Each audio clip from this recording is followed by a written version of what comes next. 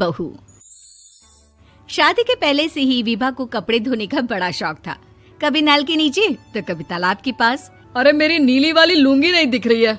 विभा की अम्मा, कहाँ रखी है लुंगी? अरे वो तो विभा ने परसों ही धोकर रखी थी आपकी अलमारी में, देखो वहीं होगी।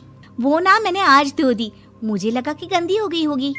अरे कैसे गंदी हो गई थी? उसे तो मैंने पहना भी नहीं। हे भगवान, इस लड़की के कपड़े धोने की आदत से परेशान हो गया हूँ मैं। जितना तो घर में राशन नहीं आता, उससे कहीं ज्यादा डिटर्जेंट पाउडर का खर्चा है। इसकी शादी करवा दो, शादी जाए अपने घर में ही करे काम, फिर चाहे घर के कपड़े धोने हो या पूरे गांव के। हाँ ठीक बोल रही हूँ, देखता हूँ मैं कोई लड़का। वो दिन भी आ जाता है जब विभा को देखने लड़के वाले आ जाते हैं। लड़की मुझे अच्छी लगी।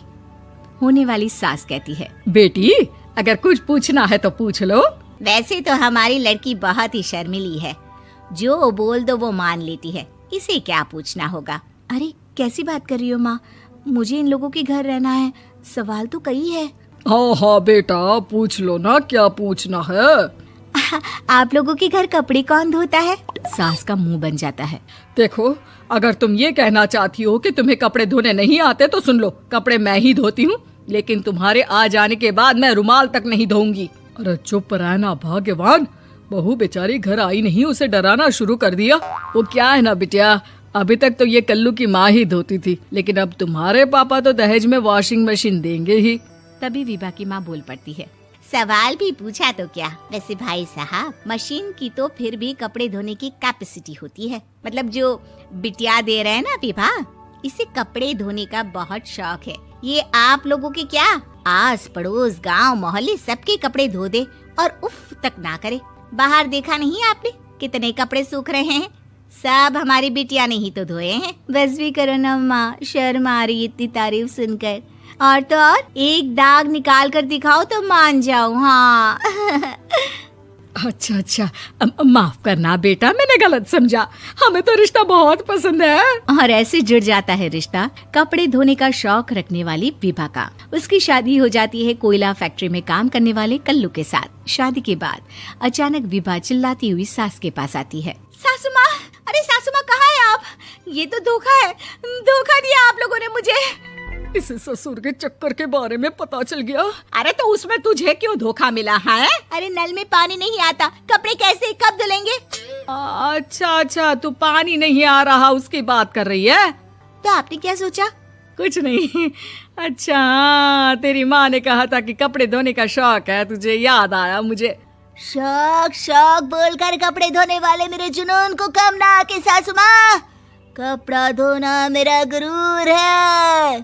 तभी पति भी वहाँ आ जाता है। अभी मैंने इसे सनी देओल की फिल्म दिखाई है, उसी के डायलॉग मार रही है माँ। अच्छा सुन, साफ साफ बता रही हूँ, पानी सुबह 4 से 6 और शाम को 10 से 12 आता है, समझी? विभा टाइमिंग सुनकर हैरान हो जाती है। ये क्या भूतों का मोहल्ला है? सुबह 4 बजे उठकर कौन कपड़े धोता है? 4 बजे टंकी में पानी जाता है, फिर सारा दिन धोना ना, किसने मना किया? अरे कैसी बात कर रही हैं? 200 लीटर की टंकी में कितने कपड़े धो लूंगी मैं? सुबह ही उठ जाऊंगी मैं। अब क्या था, विभा सुबह 4 से लेकर रात के 12 बजे तक कपड़े ही धोती रहती। एक रोज सास पड़ोस से निकलकर कहीं जा रही होती है कि साथ वाली कहती है, हाँ कल्लू की माँ, जरा ये बताओ कि 2 साड़ी है, 2 ब्लाउज और एक पेटीकोट और एक नाड़े वाला लंबा कच्छा। हाँ तो? अरे तो क्या, कितना लोगी धुलाई ये बताओ। धोबन दिख रहे हैं हम क्या? हमारे पति सरकारी नौकरी से अभी रिटायर हुए हैं और बेटा सुपरवाइजर है कोयला फैक्ट्री में। धोबन समझ रखा है हमें? हाय रे कल्लू की अम्मा, माफ कर दो, वो तो मोहल्ले में यही सब बता रहे थे कि तुमने बहू को कपड़ा धुलवाने के काम में लगा दिया है। सास को पड़ोसन की बात सुनकर गुस्सा आ जाता है। वो घर पहुंचती है जहां घर के बाहर ही इतने सारे कपड़े सूख रहे होते हैं जितने कि किसी धोबन के घर पर। अरे ओ कल्लू की दुल्हन, बाहर निकल।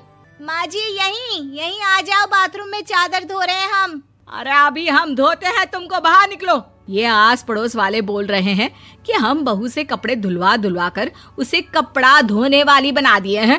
अरे छोड़ो ना माँ जी, किन लोगों की बातों में आती हो? आस पास के लोगों का तो काम ही होता है कि वो किसी तरह सास बहू को लड़ा दे। बहू सारे घर के कपड़े धोती है, ये क्या कम है? बोलिए।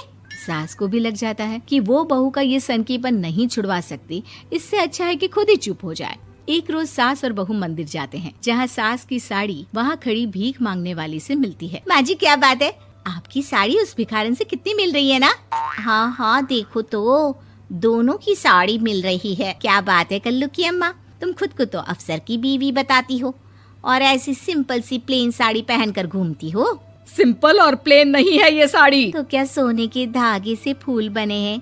कुछ भी सासू माँ, कुछ भी। हाँ बने थे इस साड़ी में सोने के धागे से फूल। मेरे पति लेकर आए थे मद्रास से स्पेशली मेरे लिए 10,000 की।